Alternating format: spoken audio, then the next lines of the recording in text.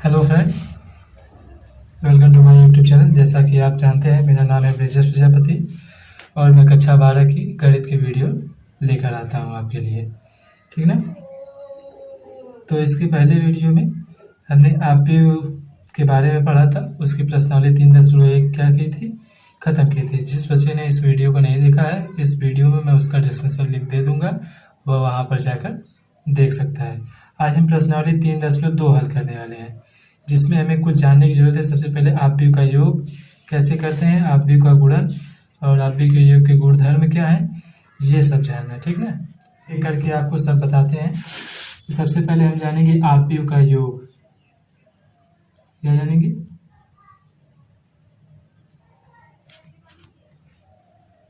आव्यूह का योग। आव्यूह का योग क्या है, आव्यूह का योग कैसे करते हैं, ठीक है, और इसके गुणधर्म क्या है, कुछ जानेंगे। सबसे पहले तो हमें पढ़ना होगा आव्यूह का योग, जिसे इंग्लिश में कहते हैं addition of matrix. Addition of matrix. तो इसके बारे में छोटा सा जान लेते हैं कुछ। मान लीजिए आपको आव्यूह एक ए बराबर दी गई है। आपको ए बराबर दे दिया जाए ए आई जे, और यही एम गुणे एन कोटि का, और दूसरा आव्यूह आपको दे दिया जाए बी बराबर बी आई जे, और ये भी किस कोटि का है, एम गुणे एन कोटि का है। और आपसे पूछ दिया जाए कि इसका एडिशन निकालिए। इन दोनों आव्यूहों का क्या कीजिए, योग कीजिए। तो सबसे पहले हमें आव्यूह ए का मान लिखना पड़ेगा। ए आई जे कितनी कोटि का बाबू, एम गुणे एन कोटि का, फिर प्लस बी आई जे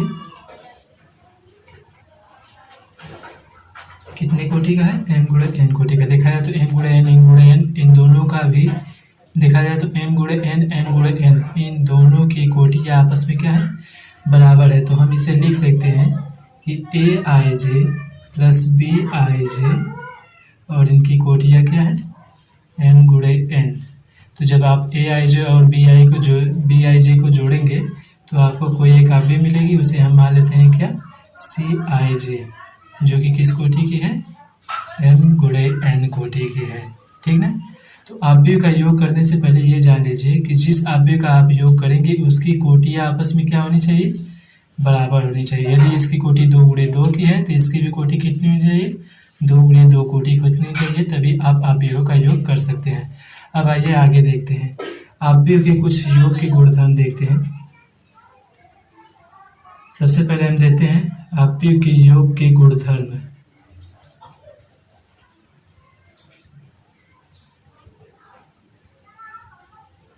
आपने पिछली कक्षाओं में पढ़ा होगा कि योग का क्रम विनिमय नियम और योग का साहचर्य नियम, आव्यूह में भी यही नियम अप्लाई होते हैं।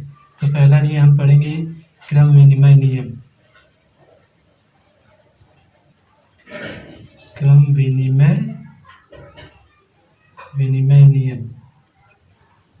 ठीक ना। क्रम विनिमय नियम क्या होता है, यदि आप कोई आव्यूह ए प्लस बी जोड़ रहे हैं और इसी का क्रम आपस में क्या किया जाए, पलट दिया जाए, और उन दोनों आव्यूहों का योग क्या है, आपस में समान है, तो वह क्रम विनिमय नियम होता है। यदि इन दोनों का योग आपस में क्या होगा, समान आएगा, तो हम कह सकते हैं कि आव्यूह का योग क्रम विनिमय नियम का क्या करता है, पालन करता है। तो सबसे पहले वही बात, हम आव्यूह ए बराबर मान लेते हैं कुछ ए आई जे, एकदम सेम ऊपर की तरफ मान लेते हैं। कितनी कोटि होनी चाहिए, एम गुणे एन कोटि का। बी आपको दे दिया जाए बी आई जे, और यह किस कोटि का है, एम गुणे एन ही कोटि का, क्योंकि कोटि आपस में क्या होनी चाहिए, योग में समान होनी चाहिए। तो आव्यूह ए का मान कितना है, ए I J into M Guna N कोटि, प्लस आव्यूह बी का मान क्या है, बी आई जे, और ये कितनी कोटि का है, एम गुणे एन कोटि का है। ठीक ना। इधर बी का मान क्या है, B I J into M गुणे एन कोटि का, और प्लस आव्यूह ए का मान ए आई जे, और यह किस कोटि का है, एम गुणे एन कोटि का। वही सेम क्रिया हम इसमें भी अप्लाई कर सकते हैं कि इसकी कोटि आपस में समान है, तो हम इसे लिख सकते हैं कि ए I J plus B I J, और यह कितनी कोटि का है, एम गुणे एन कोटि का। और इधर भी वही हो सकता है, B I J plus A I J, और ये किस कोटि का है अब, एम गुणे एन कोटि का है। अब देखा जाए तो बी आई जे और ए आई जे प्लस योग क्रम इनमें नियम का पालन करता है, तो हम ए आई जे को पहले ला सकते हैं और बी आई जे को बाद में लिख सकते हैं। तो ए आई जे किस कोटि का है, बी आई जे दोनों किस कोटि के हैं बाबू, एम गुणे एन कोटि का। इसी प्रकार हम इसे ए आई जे को पहले लिख दें और बी आई जे को क्या कर दें, बाद में लिख दें। तो यह किस कोटि का मिल जाएगा, एम गुणे एन कोटि का। तो इसका योग करेंगे तो कुछ आपको कोई एक अवयव मिलेगा, जिसे हम मान लेते हैं सी आई जे, जो किस कोटि का है, एम गुणे एन की कोटि का मिलेगा। और इसको भी योग करेंगे तो कोई आपको एक अवयव मिलेगा, जो हम मान लेते हैं सी आई जे, और ये भी कितनी कोटि का है मिलेगा, एम गुणे एन कोटि का। तो देखा जाए दोनों अवयवों का योग आपस में क्या है, बराबर है।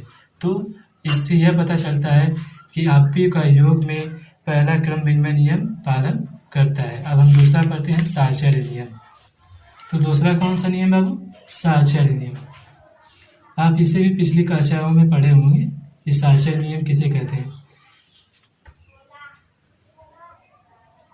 तो हम देख लेते हैं साहचर्य नियम क्या है। जैसे आपको एक अवयव ए प्लस बी और इसको साथ में ले लेते हैं, और दूसरा अवयव सी इसको बाद में ले लेते हैं, और इधर वही प्रक्रिया ए को अलग कर लेते हैं और बी प्लस सी को क्या कर लेते हैं, साथ में लेते हैं। यह साहचर्य नियम होता है, ठीक है। तो हम मान लेते हैं अवयव ए बराबर कुछ और अवयव बी बराबर और अवयव सी बराबर कुछ मान लेते हैं। तो ए बराबर वही हम मान सकते हैं, ए आई जे, और ये कितनी कोटि का है बाबू, एम गुणे एन कोटि का। और दूसरा अवयव बी बराबर मान लेते हैं बी आई जे, और यह कितनी कोटि का है, एम गुणे एन कोटि। दूसरा गुणधर्म यह है साहचर्य का नियम। आपने पिछली कक्षाओं में पढ़ा होगा साहचर्य का नियम क्या होता है। एक अवयव हमने ए ले ली, दूसरी बी, तीसरी सी। हमने ए प्लस बी को एक साथ लिया और सी को अलग कर दिया। यहाँ पर हमने बी प्लस सी को एक साथ ले लिया और ए को अलग कर दिया। अब देखते हैं कि क्या इन दोनों अवयवों का मान आपस में समान आता है।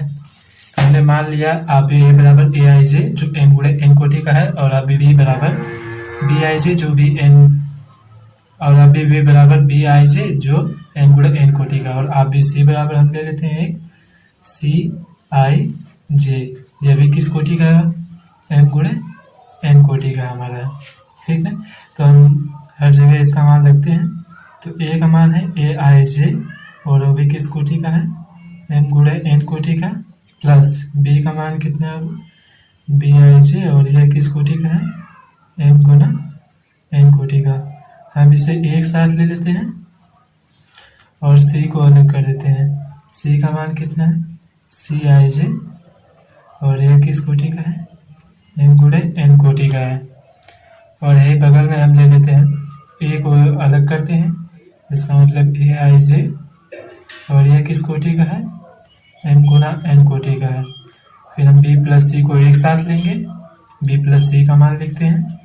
बी का मान है बी आई जे, यह किस कोटि का है, एम गुणे एन कोटि का, प्लस सी का मान है सी आई जे, और यह भी किस कोटि का है, एम गुना एन कोटि का है।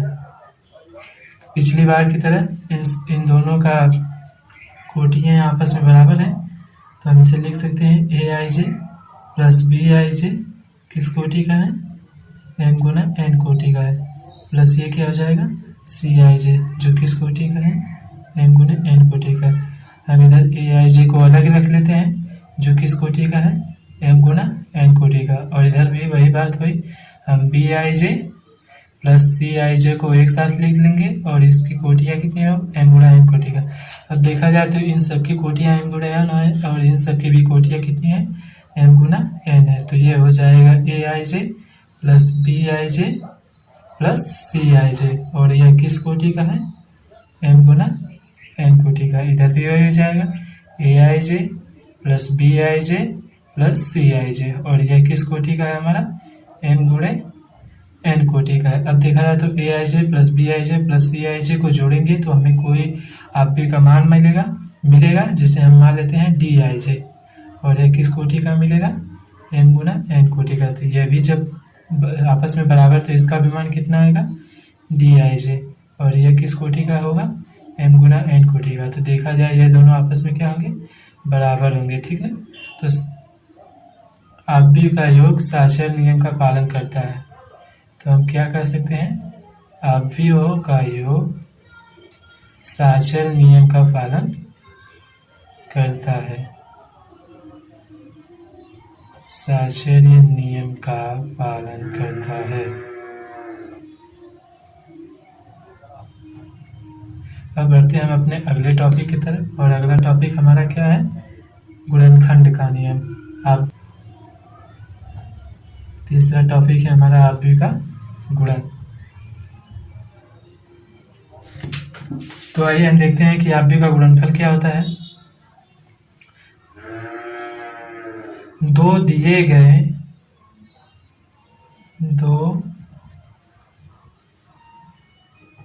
गए अवयवों ए तथा बी का गुणनफल तभी संभव होगा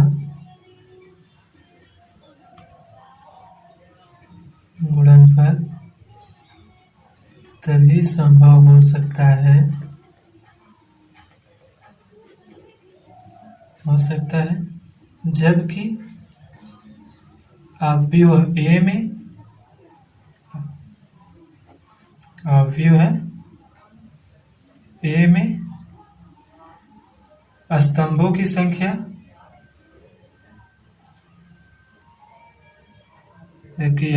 में स्तंभों की संख्या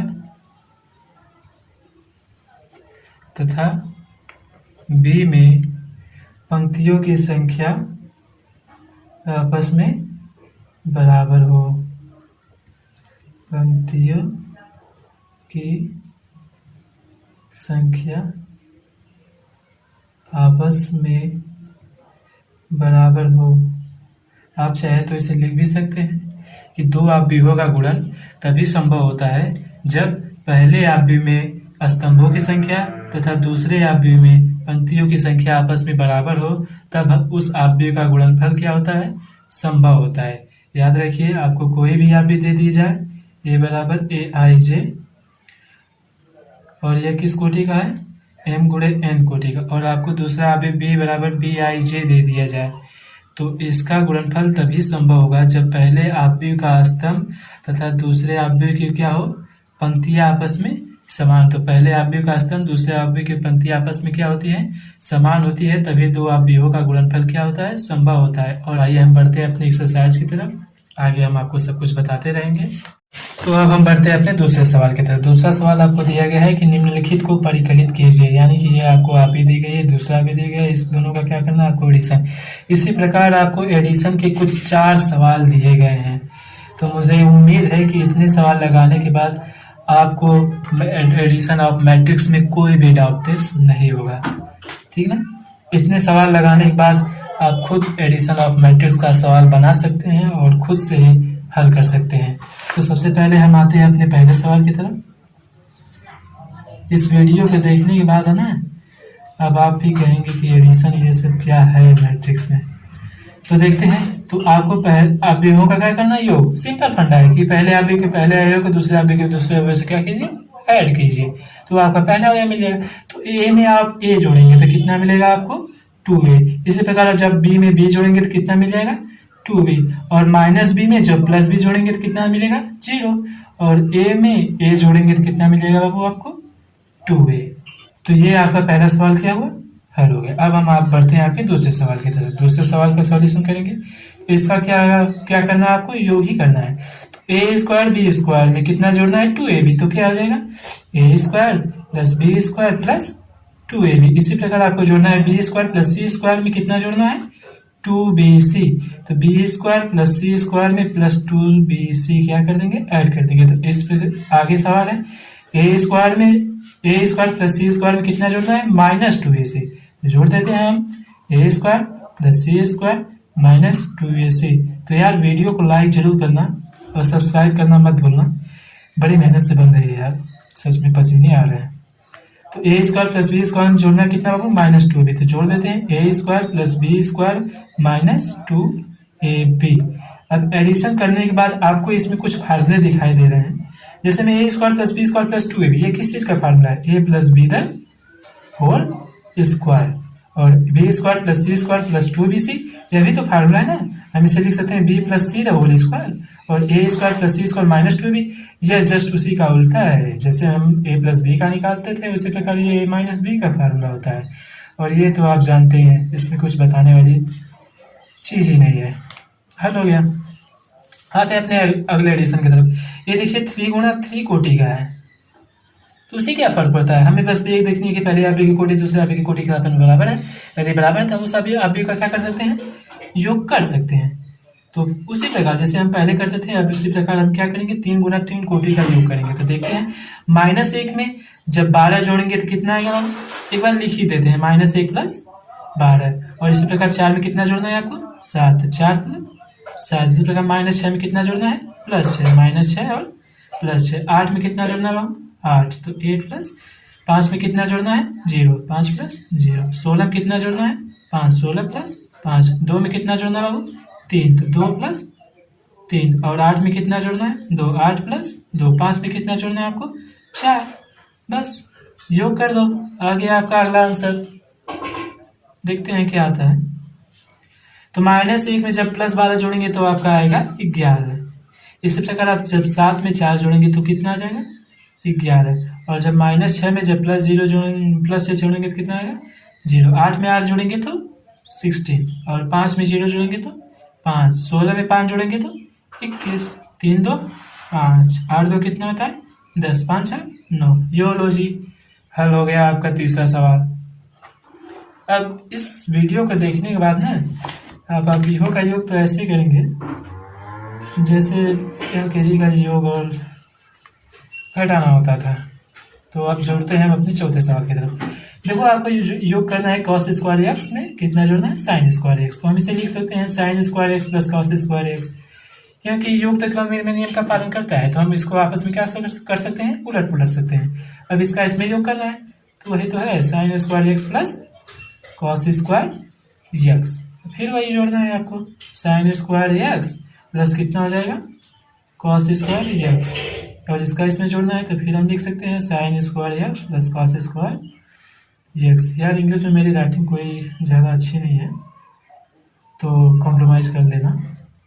अब आपको पिछले कक्षाओं में कुछ फार्मूलाएँ याद होंगी कि sin square x plus cos square x बराबर क्या होता है बाबू, 1 होता है। तो हम इसको रिप्रेजेंट कर सकते हैं इससे ना, यहाँ पर भी 1 हो जाएगा, यहाँ पर भी 1 हो जाएगा, यहाँ पर भी 1 हो जाएगा, यहाँ पर भी 1 हो जाएगा। अब ये क्या हो जाएगा, आपका हल हो गया। अब हम बढ़ते हैं आपके तीसरे सवाल की तरफ। प्रश्न नंबर 3 लिखा है, आपको निर्देशित गुणनफल परिकलित कीजिए। अब आपको क्या करना है, केवल अवयवों का गुणा करना है, ठीक ना। तो प्रश्न नंबर 1 आपका है AB माइनस B A, और यह कितना है, A माइनस B B और A। अब गुणा करने के लिए आपको पहले हमने बताया था कि किसी भी अवयवों का आपस में गुणा करना हो तो पहले अवयव की स्तंभ तथा दूसरे अवयव की पंक्तियां क्या हो, आपस में यदि बराबर हो तो उन दोनों अवयवों का गुणनफल क्या होता है, संभव होता है। तो इस पहले अवयव की स्तंभ क्या है, इस दूसरे अवयव की पंक्ति के बराबर, तो इसका गुणनफल क्या है, निश्चित है। तो हम इसका गुणनफल क्या कर सकते हैं। तो गुणनफल करने के लिए आपको हम पहले ही बता चुके हैं कि पहले अवयव की पहली पंक्ति को दूसरे अवयव के पहले स्तंभ से गुणा कर देंगे तो वो आपका पहला अवयव बनेगा। इसी प्रकार पहले अवयव की पहली पंक्ति को दूसरे अवयव के दूसरे स्तंभ से गुणा करेंगे तो वो आपका दूसरा अवयव बनेगा। तो हम चलिए गुणा करते हैं। तो ए का ए में गुणा करेंगे तो कितना हो जाएगा, ए स्क्वायर। इसी प्रकार आप बी का बी में गुणा करेंगे तो प्लस बी स्क्वायर। अब इसी का दूसरे स्तंभ में गुणा करना है तो ए का बी में गुणा करेंगे तो क्या हो जाएगा, माइनस ए बी। इसी प्रकार आप बी का ए में गुणा करेंगे तो प्लस ए बी। इसका गुणनफल हो चुका है। अब दूसरे पंक्ति का हमें गुणा करना है तो दूसरे पंक्ति का पहले स्तंभ में गुणा कर देंगे तो आपको पहला अवयव मिल जाएगा। तो माइनस बी का ए में गुणा करेंगे तो माइनस ए बी। इसी प्रकार आप ए का बी में गुणा करेंगे तो प्लस ए बी। अब आपको गुणा करना है इसका दूसरे स्तंभ में, तो माइनस बी का माइनस बी में गुणा करेंगे तो हो जाएगा बी स्क्वायर, और ए का ए में गुणा करेंगे तो प्लस ए स्क्वायर। तो देखते हैं क्या हुआ। तो यहाँ पर क्या हो गया हमारा, A square plus B square. देखा जाए तो minus A B plus A B खत्म, यहाँ पर भी minus A B plus A B क्या होगा, खत्म। यहाँ पर कितना बचा, 0। यहाँ पर भी कितना बचा, 0। और यहाँ पे कितना बच गया, ए स्क्वायर प्लस बी स्क्वायर। यह किस कोटि का है, 2 गुणे 2 कोटि का। तो पहला सवाल आपका हल हो चुका है। अब आते हैं हम आपके दूसरे सवाल की तरफ, जो कि हम दूसरे सवाल में आपका कौन लिया है, 5वां सवाल। 2 1 3 2 -1 कामा 1। अब इसका गुणनफल करना है आपको 1 0 1 -1 2 और 1 में। इनकी कोटियाँ कितनी है बाबू, 3 गुना 2। इसकी कोटियाँ कितनी है, 2 गुना 2। तो ये देखा जाए तो आपस में इनके स्तंभ और पंक्ति समान है, ठीक ना। तो हम क्या है, इसका गुणनफल कर सकते हैं। और ये किस कोटि का मिलेगा, 3 गुने 3 कोटि का मिलेगा। चलिए हम गुणा करते हैं, तो लंबा जाएगा, ध्यान से बैठिएगा। तो 2 का 1 में गुणा करेंगे कितना होगा, 2। इसी प्रकार अब 1 का -1 में गुणा करेंगे तो -1। अब आपका 2 में 0 गुणा करना है तो 0, और 1 का 2 में गुणा करेंगे तो +2। इसी प्रकार आप 2 का 1 में गुणा करेंगे तो 2, और 1 का 1 में गुणा करेंगे तो +1। अब इसका दूसरे फिर से गुणनफल करेंगे। अब दूसरे पंक्ति का फिर से गुणनफल करेंगे इनके स्तंभों में। तो 3 का 1 में गुणा करेंगे तो ये तो -2। अब 3 का 0 में गुणा करेंगे तो 0, और 2 का 2 में गुणा करेंगे तो +4। अब 3 का 1 में गुणा करेंगे तो 3, और 2 का 1 में गुणा करेंगे तो 2, ठीक ना। अब -1 का 1 में गुणा करेंगे तो -1, और यहाँ पर 1 का -1 में गुणा करेंगे तब भी -1। -1 का 0 में गुणा करेंगे तो कितना हो जाएगा, 0, और 1 का 2 में गुणा करेंगे तो 2। अब यहाँ पर -1 का -1 में गुणा करेंगे तो -1 हो जाएगा, और 1 का 1 में गुणा करेंगे तो +1 हो जाएगा। अब इसको जोड़ घटा कर लिख देंगे तो हमारा एक आव्यूह मिल जाएगा। देखते हैं क्या मिलता है। 2 में से 1 घटाएंगे तो कितना आएगा, 1। 0 में 2 जोड़ेंगे तो 2, 2 में 1 जोड़ेंगे तो 3। इसी प्रकार आप 3 में से -2 घटाएंगे तो 1। इसी प्रकार आप 0 में 4 जोड़ेंगे तो 4, 3 में 2 जोड़ेंगे तो 5, -1 में -1 जोड़ेंगे तो -2, 0 में 2 जोड़ेंगे तो 2, -1 में 1 जोड़ेंगे तो 0। लीजिए आपका अगला सवाल हल हो चुका है। अब आप गुणनफल में कोई ऐसा सवाल ना होगा जिसे आप लगा ना सके। तो हम बढ़ते हैं अपने अगले प्रश्न की तरफ, प्रश्न नंबर 4। तो अब हम बढ़ते हैं अपने अगले प्रश्न की तरफ। प्रश्न नंबर 5 है, यदि a बराबर और b बराबर तथा c बराबर आपको आव्यूह दिए गए हैं, तो आपको एक बार a + b लगाना है और तथा b - c निकालना है, और आपको क्या करना है, सत्यापित करना है। कौन सा नियम, साचर। चलिए लगाते हैं। अभी तक आपने बहुत छोटे छोटे सवाल लगाए हैं, अब थोड़ा भारी भरकम वाला सवाल लगाते हैं ना। तो सबसे पहले हमें क्या निकालना है, a + b। तो a की जगह पे a का मान रखेंगे और b की जगह पे b का मान रखेंगे। b का मान रखने के बाद इन दोनों को क्या कर देंगे, आपस में जोड़ देंगे। तो चलिए रखते हैं। a का मान हो चुका है, अब बीच में क्या है, प्लस, तो प्लस लगाएंगे। अब किसका मान लिखेंगे, b का मान 3 -1 2 4 2 5 2 0 3। ये रहा आपका सवाल। अब इन दोनों का क्या करना है, आपको एडिशन करना है। तो एडिशन करना बहुत ही सिंपल है, तो करते हैं। 1 में 3 जोड़ेंगे तो कितना आएगा, 4। इसी प्रकार आप 2 में -1 जोड़ेंगे तो कितना आएगा, 1, और -3 में 2 जोड़ेंगे तो कितना आएगा, -1, और 5 में 4 जोड़ेंगे तो 9, 0 में 2 जोड़ेंगे तो 2, फिर 2 में 5 जोड़ेंगे तो कितना आएगा, 7, 1 में 2 जोड़ेंगे तो 3, -1 में 0 जोड़ेंगे तो -1, और 1 में 3 जोड़ेंगे तो 4। ये रहा आपका a + b। अब आपको निकालना है b - c। तो b - c निकालने के लिए हम b के स्थान पे b का मान रखेंगे और c के स्थान पर c का मान रखेंगे। तो चैनल को सब्सक्राइब कर लीजिए और लाइक करना मत भूलिएगा, बहुत ही मेहनत से वीडियो बनती है, एक आध लाइक तो बनता है हमारे लिए। तो b का मान रख चुके हैं, अब c का मान आपको रखना है। तो 4 1 2 0 3 2 1 -2, ये रहा 3। c का मान कहाँ पर बाबू आपका, यहाँ पर, और ये रहा आपका b का मान, और ये रहा a का मान। चलिए हम b - c निकालते हैं, यानी कि b में से c को क्या करना है, घटाना है। तो घटाकर लिखते हैं, 3 में से 4 घटाना है, मतलब -1 बचेगा। 3 में से 4 घटाएंगे तो कितना बचेगा, -1। 1 में से -1 घटाएंगे तो कितना आ जाएगा आपका, 0। 2 में से -2 घटाएंगे तो कितना आ जाएगा, 0। अब 4 में से 0 घटाएंगे तो कितना आ जाएगा, 4, 2 में से -3 घटाएंगे तो कितना आएगा -1, 5 में से -2 घटाएंगे तो कितना आएगा आपका 3, और 2 में से -1 घटाएंगे तो 1, 0 में से -2 घटाएंगे तो माइनस माइनस प्लस 2 हो जाएगा, तो ये क्या हो जाएगा 2, और 3 में से -3 घटाएंगे तो कितना आ जाएगा आपका 0। अब निकल गया आपका B माइनस सी। अब एक आखिरी सवाल आपको लगाना है जो कि अव्यय के योग के गुणधर्म का तीसरा नियम है, और वह नियम आपका क्या है, साचर नियम। यह आपको क्या करना है, सिद्ध करना है। तो चलिए हम साचर नियम को भी सिद्ध कर देते हैं, ठीक ना। तो सबसे पहले हमें ए का मान रखना है। तो ए का मान क्या है हमारा, ए का मान है 1, 2, -3, 5, 0, 2 और 1, -1 और ये रहा 1। साचर नियम आपको सिद्ध करना है। सबसे पहले ए का मान रखना है, फिर B माइनस सी का मान रखना है, फिर बराबर करना है। A प्लस B का मान पहले रखना है, फिर बाद में C का मान रखना है। तो A का मान हम A के स्थान पर रख दिए, प्लस B माइनस सी, और B माइनस सी का मान कितना आया है, यही आया ना। तो हम प्लस करके B माइनस सी का मान रख देते हैं। तो -1, 0, 0, 4, -1, 3, 1, 2, 0। अब R इक्वल टू लगाना है आपको। अब आपको A प्लस B का मान रखना है। A प्लस B का मान कहाँ पर है, यहाँ पर। A प्लस B का मान रखिए 4, 1, -1, 9, 2, 7, 3, -1 और ये रहा 4। अब माइनस में क्या रखना है आपको, C का मान रखना है। तो C का मान कहाँ पर है, यहाँ पर। चलिए रखते हैं।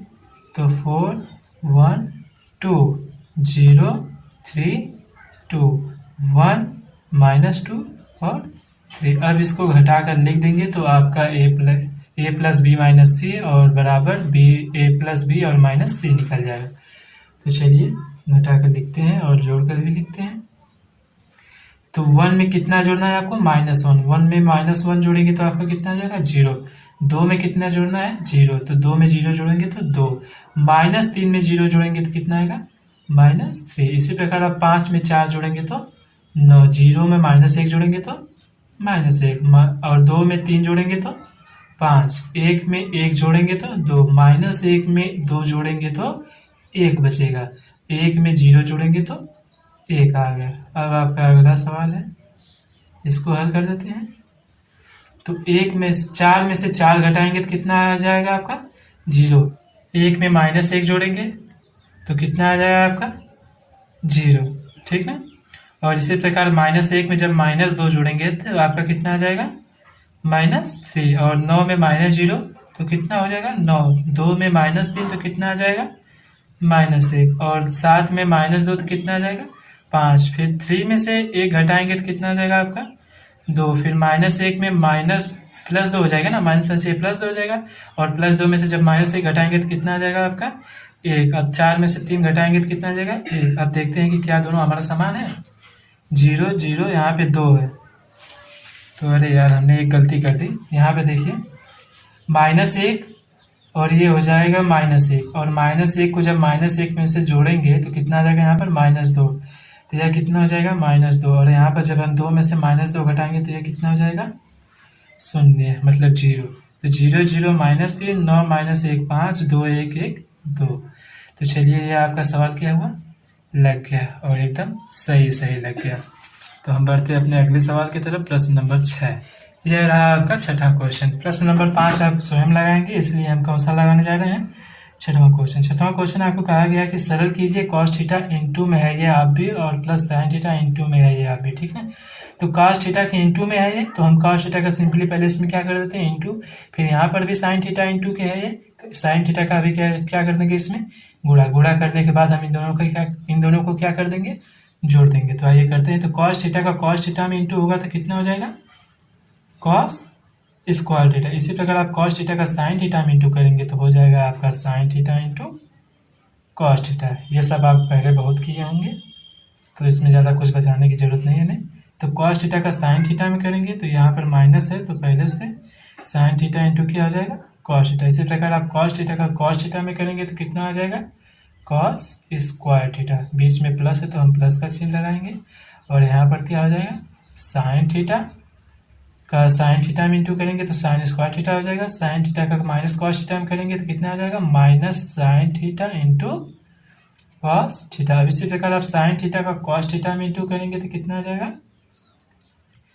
जाएगा आपका sign theta into cos theta. आप साइन थीटा का साइन थीटा में इंटू करेंगे तो कितना आ जाएगा, साइन स्क्वायर थीटा। अब सिंपली हम इसको क्या कर देते हैं, जोड़ देते हैं। तो कॉस स्क्वायर थीटा को साइन स्क्वायर थीटा में जोड़ेंगे तो आपका कितना आएगा, sign square theta plus cos square theta. अब आप इसको साइन थीटा कॉस थीटा को साइन थीटा कॉस थीटा में क्या करेंगे, जोड़ेंगे। तो देखते हैं कितना आता है, साइन थीटा कॉस थीटा में जोड़ना है आपको माइनस में sine theta into cos theta.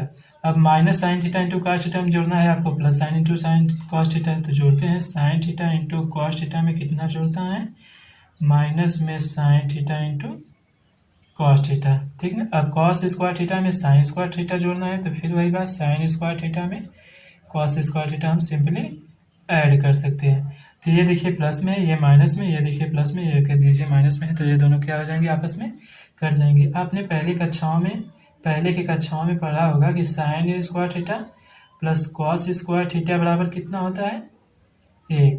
तो हम sign square theta plus cos square theta की जगह पे हम रिप्लेस कर सकते हैं कितना को, 1 को। तो आइए हम रिप्लेस कर देते हैं। तो sign square theta plus cos square theta के स्थान पर कितना आ जाएगा, क्या हो जाएगा, 0। और यहाँ पर भी sign square theta plus cos square theta बराबर कितना आ जाएगा, 1। ये रहा आपका प्रश्न 6वां जो कि सॉल्व हो चुका है। अब हम बढ़ते हैं अपने अगले प्रश्न की तरफ। तो ये रहा आपका प्रश्न नंबर 7वां। जरा ध्यान से देखिएगा वरना इस सवाल को आप आगे लगाने में भूल सकते हैं। दिया है कि x तथा y ज्ञात कीजिए यदि x प्लस वाई बराबर ये और x माइनस वाई बराबर ये। तो हम बिना समय गवाए इसे हल करते हैं। तो हम इसको पहले वाले को मान लेते हैं समीकरण 1 और दूसरे वाले को मान लेते हैं समीकरण 2। सिंपली यदि हम देखा जाए तो समीकरण 1 में समीकरण जोड़े हैं तो माइनस वाई से प्लस वाई खत्म हो जाएगा तो बचेगा हमारा x वाला। तो x वाले के स्थान से हम x का मान निकाल सकते हैं। तो हम सबसे पहले क्या करेंगे सॉल्यूशन में, समीकरण 1 तथा समीकरण 2 को जोड़ देते हैं। तो हम लिख देते हैं समीकरण 1 तथा समीकरण 2 को जोड़ने पर। बहुत साधारण सा तरीका है, देख लीजिए, कुछ ज़्यादा कठिन नहीं है। तो समीकरण 1 को हम समीकरण 2 में जोड़ते हैं तो x plus Y plus X minus Y are equal to, इनके आप योग का भी तो आपस में योग होगा तो जोड़ देते हैं 7025 एडिशन बाई 3003।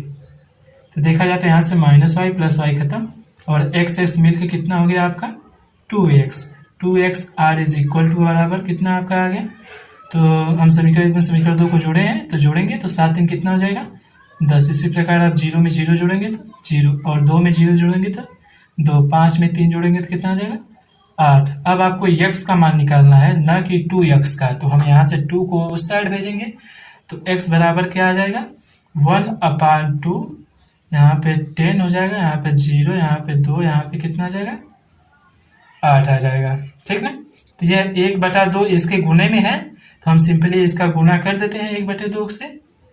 तो यहाँ पे 1/2 का 10 में गुणा करेंगे तो कितना आ जाएगा 10/2। इसी प्रकार अब 0 में गुणा करेंगे तो कितना आ जाएगा 0 और 2 में गुणा करेंगे तो 2/2, 8 में गुणा करेंगे तो 8/2, ठीक है। ये हो गया गुना।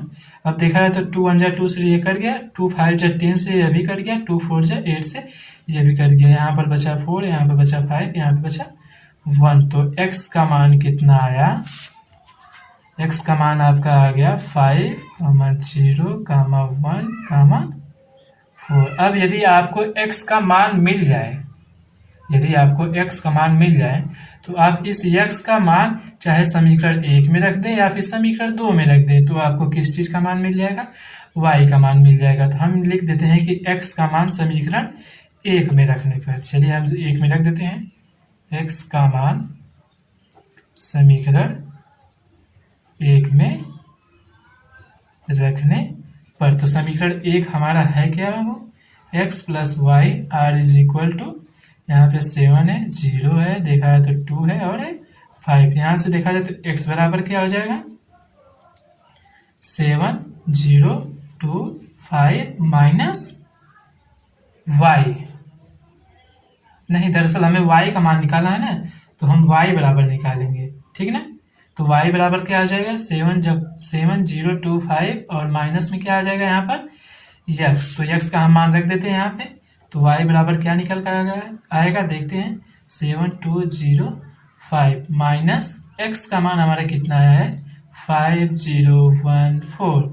तो आइए हम इन दोनों को आपस में घटा देंगे तो हमारा किसका मान निकल आएगा y का मान, और x का मान तो हम पहले ही निकाल चुके हैं यहाँ से, ठीक ना। तो 7 में से 5 घटाएंगे तो आपका आएगा 2, 0 में से 0 घटाएंगे तो 0, 2 में से 1 घटाएंगे तो 1 और 5 में से 4 घटाएंगे तो 1। ये रहा आपका y का मान। तो प्रश्न नंबर 7 भी आपका खत्म हो चुका है। अब हम बढ़ते हैं आपके अगले प्रश्न नंबर पे। तो आइए हम बढ़ते हैं अपने अगले प्रश्न की तरफ, प्रश्न नंबर 11, ठीक है। प्रश्न नंबर 11 दिया है, यदि x into 2 3 plus y into -1 1 to 10 5 है तो x तथा y के मान ज्ञात कीजिए। आपको दिया गया है x के इंटू में एक काफी है जो 2 है और 3 है, प्लस y के इंटू में एक काफी है जो -1 है और 1 है, r इजिक्वल टू इसके बराबर दिया गया आपको एक काफी 10 और 5। तो यहाँ से हमें क्या ज्ञात करना है x तथा y के मान ज्ञात करने हैं, ठीक है। देखते हैं क्या होता है। सबसे पहले x के इंटू में है ये सब है यहाँ फिर, तो हम सबसे पहले x का इसमें इंटू कर देते हैं। तो 2 का x में इंटू करेंगे 2x और 3 का x में इंटू करेंगे तो 3x। इसी प्रकार y का इसमें इंटू करेंगे तो एक बार हो जाएगा -y और इसमें हो जाएगा तो +y। r इजिकल टू आपको कितना दिया है 10 और 5। अब ये योगफल है तो योगफल करने आता है, तो 2x में -y जोड़ेंगे तो 2x -y हो जाएगा। इसी प्रकार आप 3x में +y जोड़ेंगे तो +y हो जाएगा। r इजिकल टू आपको कितना दिया गया है 10 का 5, ठीक है। यह किस कोटि का है 2 गुणे 1 कोटि का, यह किस कोटि का है 2 गुणे 1 कोटि का। किसी भी समान आपीय के संगत अवयव भी आपस में समान होते हैं। ये समान आपीय है इसलिए इसके संगत अवयव भी आपस में क्या होंगे। तो आइए हम बढ़ते हैं अपने अगले प्रश्न की तरफ, प्रश्न नंबर 11, ठीक है। प्रश्न नंबर 11 दिया है, यदि x into 2 3 plus y into -1 1 to 10 5 है तो x तथा y के मान ज्ञात कीजिए। आपको दिया गया है x के इंटू में एक काफी है जो 2 है और 3 है, प्लस y के इंटू में एक काफी है जो -1 है और 1 है, r इजिक्वल टू इसके बराबर दिया गया आपको एक 10 और 5। तो यहाँ से हमें क्या ज्ञात करना है x तथा y के मान ज्ञात करने हैं, ठीक है। देखते हैं क्या होता है। सबसे पहले x के इंटू में है ये सब है यहाँ फिर, तो हम सबसे पहले x का इसमें इंटू कर देते हैं। तो 2 का x में इंटू करेंगे 2x और 3 का x में इंटू करेंगे तो 3x। इसी प्रकार y का इसमें इंटू करेंगे तो एक बार हो जाएगा -y और इसमें हो जाएगा तो +y। r इजिकल टू आपको कितना दिया है 10 और 5। अब ये योगफल है तो योगफल करने आता है, तो 2x में -y जोड़ेंगे तो 2x -y हो जाएगा। इसी प्रकार आप 3x में +y जोड़ेंगे तो +y हो जाएगा। r इजिकल टू आपको कितना दिया गया है 10 का 5, ठीक है। यह किस कोटि का है 2 गुणे 1 कोटि का, यह किस कोटि का है 2 गुणे 1 कोटि का है।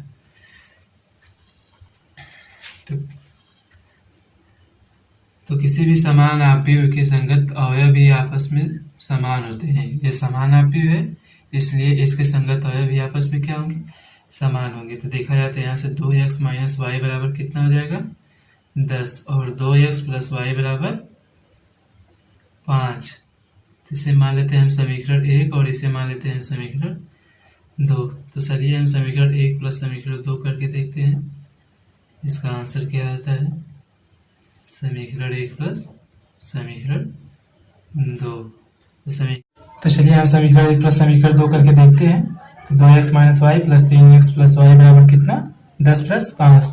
तो देखा जाता है यहाँ से -y + y खत्म और 2x 3x मिलकर कितना x हो जाएगा 5x। 5x बराबर कितना 15। तो x बराबर कितना हो जाएगा 15/5। तो 5 से 15 को काटेंगे तो x का मान कितना आ जाएगा बाबू 3, ठीक ना। अब x का मान निकल गया, तो अब इसी x का मान समीकरण 1 में रखने पर, ठीक ना, समीकरण 1 में रख देंगे तो हमारा y का मान निकल जाएगा। तो चलिए रखते हैं x का मान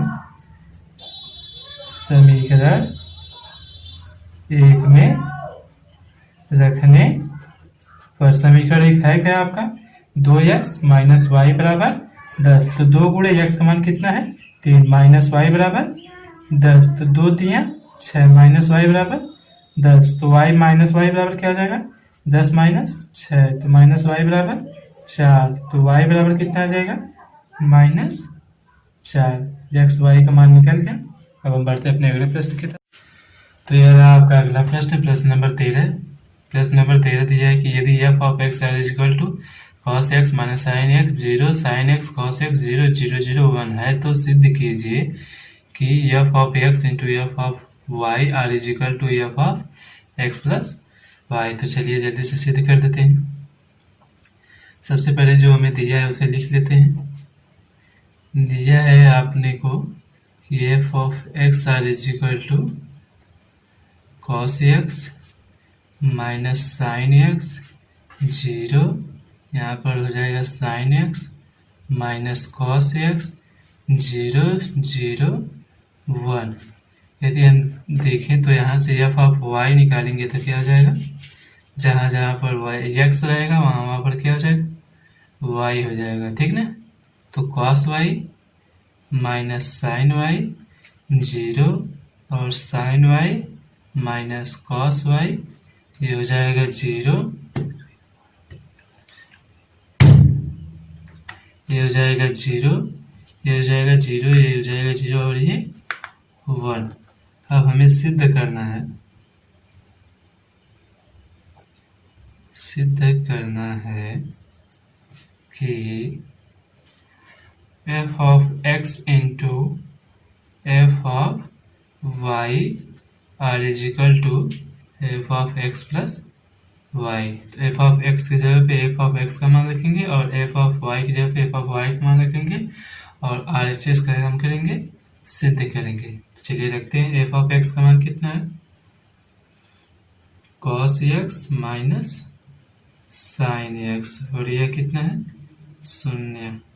साइन x ये हो जाएगा माइनस कॉस x और ये हो जाएगा 0, ये हो जाएगा 0, ये हो जाएगा 0 और ये हो जाएगा 1। और यहाँ पर एफ ऑफ वाई का मान क्या है, जहाँ पर x है वहाँ पर क्या हो जाएगा y हो जाएगा, ठीक ना।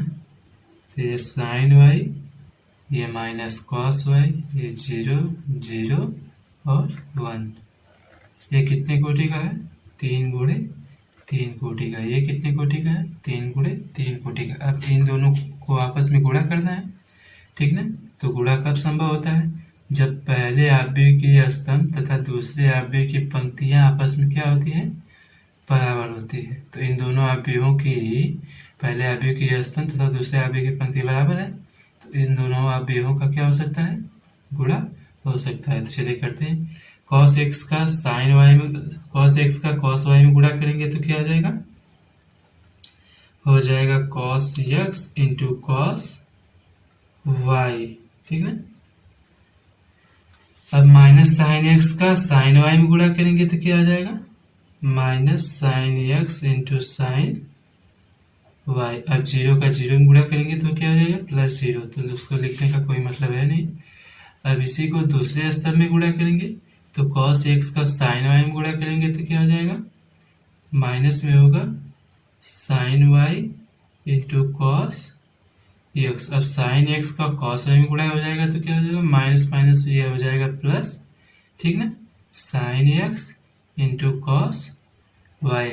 अब इसका 0 में गुणा होगा तो 0 ही आएगा। अब इन्हीं पंक्ति का तीसरा स्तंभ में गुणा करेंगे तो यह सभी क्या हो जाएंगे और शून्य हो जाएंगे, क्योंकि इसका शून्य में गुणा होगा 0 और इसका भी शून्य में होगा 0 और इसका शून्य में होगा तो 0 हो जाएगा, ठीक ना। अब आते हैं हम दूसरे पंक्ति की तरफ। तो साइन x का साइन y में गुणा करेंगे तो कितना आ जाएगा sine x into sine y। अब माइनस कॉस x का साइन y में गुणा करेंगे तो क्या हो जाएगा minus sine y into cos y, ठीक ना।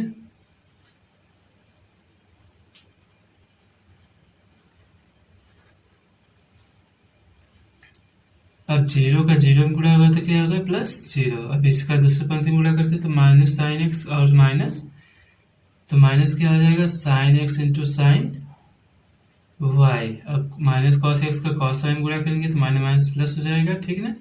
Cos X into cos Y. अब इसी का इसमें जीरो में गुणा होगा तो जीरो हो जाएगा, और इसका जीरो में तो जीरो, और इसका जीरो में तो जीरो। तो यहाँ पे क्या आंसर आ जाएगा, जीरो। अब जीरो का इसमें गुणा होगा तो जीरो, जीरो का इसमें गुणा हो जाएगा तो क्या हो जाएगा, जीरो, और एक का इसमें गुणा होगा तो क्या हो जाएगा, एक, ठीक है ना।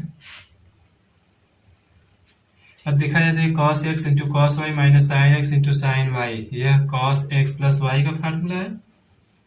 तो हम इसे लिख सकते हैं कि कॉस एक्स प्लस वाई। अब देखा जाए तो यह माइनस साइन वाई, यहाँ से देख लीजिए, sine X into cos Y minus cos X into sine Y. यह देखा जाए तो साइन एक्स प्लस वाई का फार्मूला है। तो हम इसे लिख सकते हैं साइन एक्स प्लस वाई, और यह क्या है, जीरो, और ये sine X into sine Y minus cos X into sine Y. यह फार्मूला है साइन एक्स प्लस वाई का। हम इसे लिख सकते हैं साइन एक्स प्लस वाई, और यह देखा जाए तो cos X into cos B minus sine X into sine B. यह कॉस एक्स प्लस वाई का क्या है, फार्मूला होता है, ठीक ना। और यहाँ पे क्या हो जाएगा, जीरो, और यहाँ पे भी जीरो, यहाँ पे भी जीरो, और यहाँ पे क्या हो जाएगा, वन। तो F of X into F of Y equal to इतना है, ठीक ना। अब यहाँ पे हम देखें तो एफ ऑफ एक्स में एक्स को एक्स प्लस वाई के द्वारा लिखने पर, ठीक है, एफ ऑफ एक्स को F of X plus Y के द्वारा लिखने पर, तो यहाँ से हम लिख सकते हैं कि F of X plus Y equal to, यह क्या है पूरा हमारा, कॉस एक्स प्लस वाई है, माइनस में साइन एक्स प्लस वाई है, और ये जीरो है, और यहाँ पे साइन एक्स प्लस वाई है, यहाँ पे कॉस एक्स प्लस वाई है, और ये क्या है, जीरो, ये जीरो है, और ये है वन है, ठीक ना। तो जहाँ पर अगली बार एक्स था वहाँ पर एक्स प्लस वाई हो गया, तो हम लिख सकते हैं इसे F of X plus Y. देखा जाए तो हमारा सिद्ध हो चुका है कि F of X into F of Y are equal to F of X plus Y, ठीक ना। अब हम बढ़ते हैं अपने अगले प्रश्न की तरफ।